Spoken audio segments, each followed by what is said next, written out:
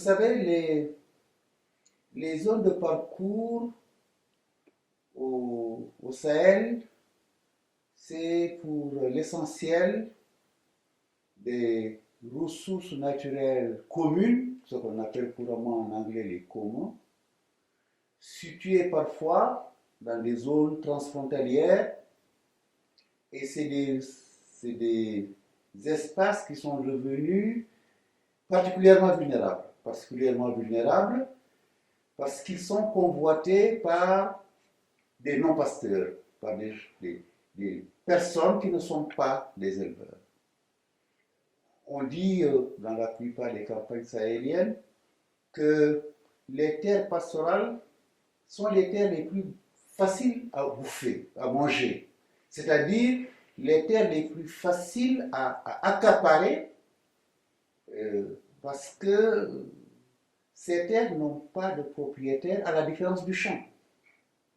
Le champ, il est approprié par un agriculteur. Si vous voulez mettre le grappin sur un champ, vous aurez en face de vous quelqu'un qui va contester cet acte. Ce n'est pas le cas des terres pastorales qui, on constate malheureusement aujourd'hui, une véritable ruée vers les terres pastorales. On a également des phénomènes de concession de terres de terres pastorales au profit des grandes sociétés minières, les grandes sociétés pétrolières. Donc, le développement des activités extractives se fait grandement au détriment des terres pastorales.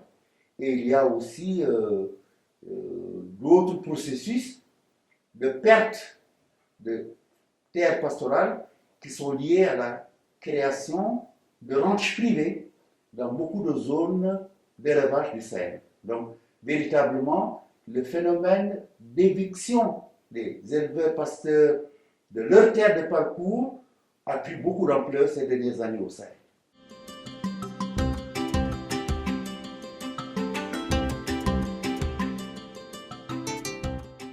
Disons que le marché foncier permet l'irruption sur la scène de nouveaux acteurs et cela modifie profondément les relations sociales entre les producteurs dans les campagnes. Auparavant, on avait une complémentarité entre agriculture et élevage. On avait des relations de négociation entre agriculteurs et éleveurs qui permettaient aux éleveurs, lorsqu'ils amènent les troupeaux en transhumance dans des zones agricoles, de pouvoir accéder aux résidus de récolte et en contrepartie, le séjour du troupeau sur les parcelles permettait de fertiliser les champs.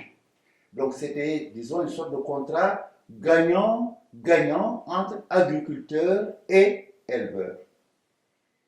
Ces relations se sont modifiées présentement. Ce qu'on constate dans beaucoup de zones agricoles, c'est une pratique qui consiste au ramassage systématique des résidus culturaux par les agriculteurs. Ils destinent ces résidus à l'affouragement de leur propre bétail, parce que l'agropastoralisme est devenu une pratique dominante. Beaucoup d'agriculteurs sont devenus en même temps des éleveurs. Et lorsqu'ils ne possèdent pas d'animaux, les résidus qu'ils ramassent, ils les commercialisent sur les marchés ruraux.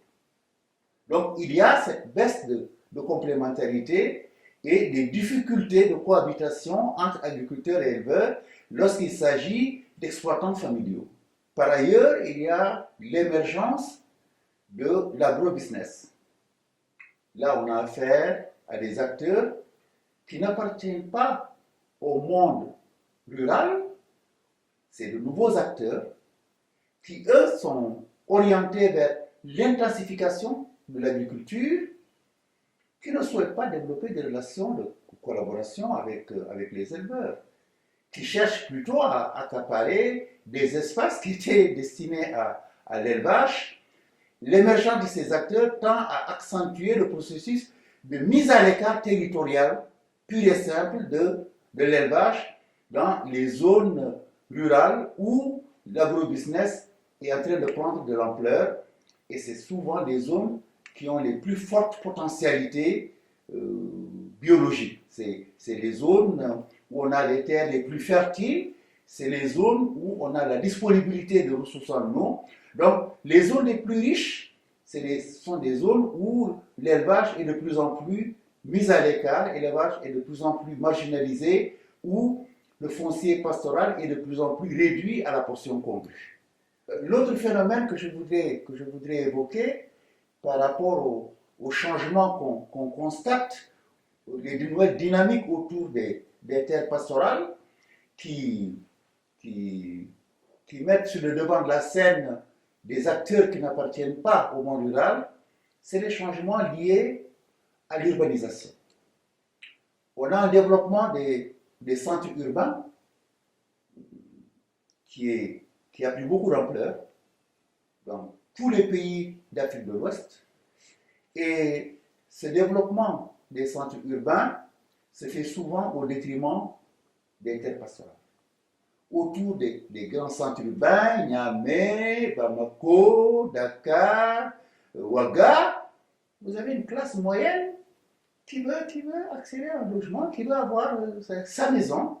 Et les espaces qui sont les premiers accaparés, c'est les espaces ruraux qui sont situés dans les zones périurbaines.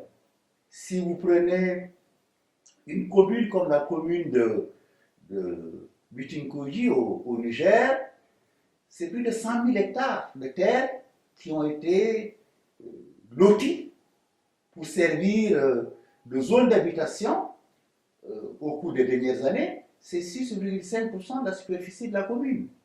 Et ces terres ont été loties au détriment des zones de parcours. Donc le développement des promoteurs immobiliers, de la promotion immobilière, de la spéculation foncière, se fait au détriment de l'élevage et implique des acteurs qui n'ont pas de droit foncier sur ces terres. Donc c'est les gens qui se déclarent propriétaires de terres, qui sont en réalité des terres communes, mais qui ont un accès aux services techniques de l'État en charge de la gestion foncière, ce qui leur permet évidemment de pouvoir faire immatriculer ces terres à leur nom et de vendre. Donc c'est principalement les terres pastorales qui sont les premières vendues, mais le phénomène concerne également des terres, des champs appartenant à des agriculteurs. Alors, ça suscite évidemment une mobilisation, une levée de bouclier des éleveurs qui essaient de recourir à la justice pour contester les actes de vente et essayer de préserver la vocation pastorale de leurs terres.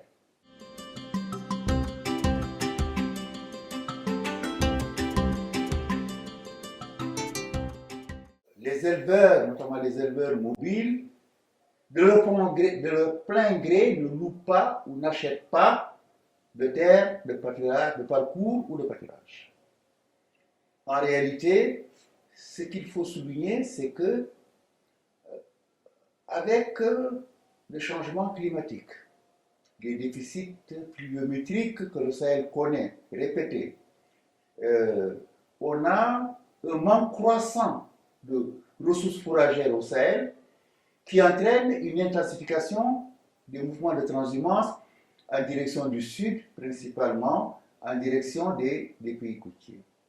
Or, il y a un changement de paradigme des politiques publiques dans les pays côtiers. On a connu une période où les transhumants étaient accueillis à bras ouverts dans les pays côtiers.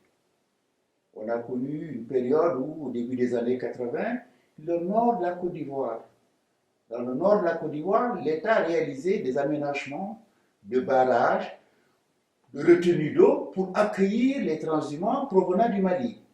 Les choses ont changé. de façon radicale avec la crise sécuritaire. La perception de la transhumance s'est fortement modifiée. La transhumance est perçue comme une pratique qui suscite des conflits. Et les pays côtiers ont élaboré des législations qui sont très contraignantes.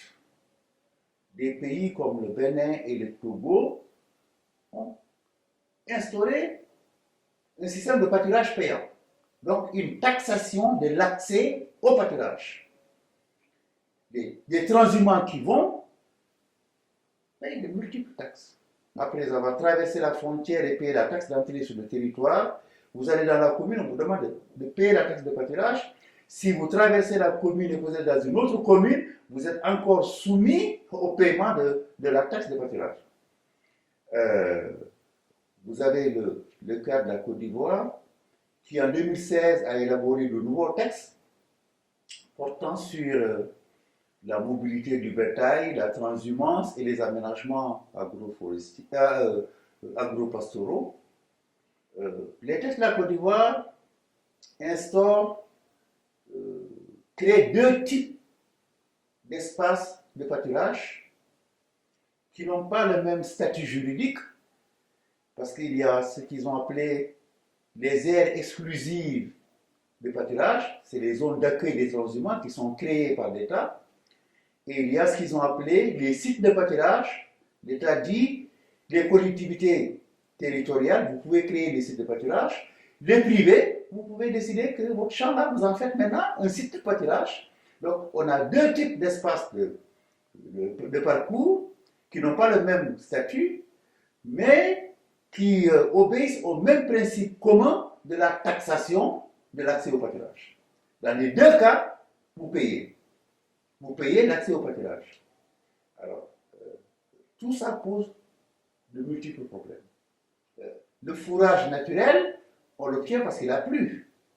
Il n'y a pas eu d'aménagement. L'État n'a pas investi pour aménager, les collectivités locales n'ont pas investi pour aménager ses ressources, le privé qui a son champ n'a pas investi pour aménager, et on lui dit non, tu peux instaurer le système de paiement, et voilà, tout ça, disons, remet en cause la complémentarité écologique et économique entre Sahel et pays côtiers. Ça remet en cause la dynamique d'intégration au niveau de l'Afrique de l'Ouest. Donc, l'émergence du marché, oui, elle est porteuse de beaucoup de risques, elle est porteuse de beaucoup de menaces. En tout cas, elle pose de gros défis et il faut qu'on voit comment on va pouvoir aborder ces défis-là. Ça interpelle tout le monde.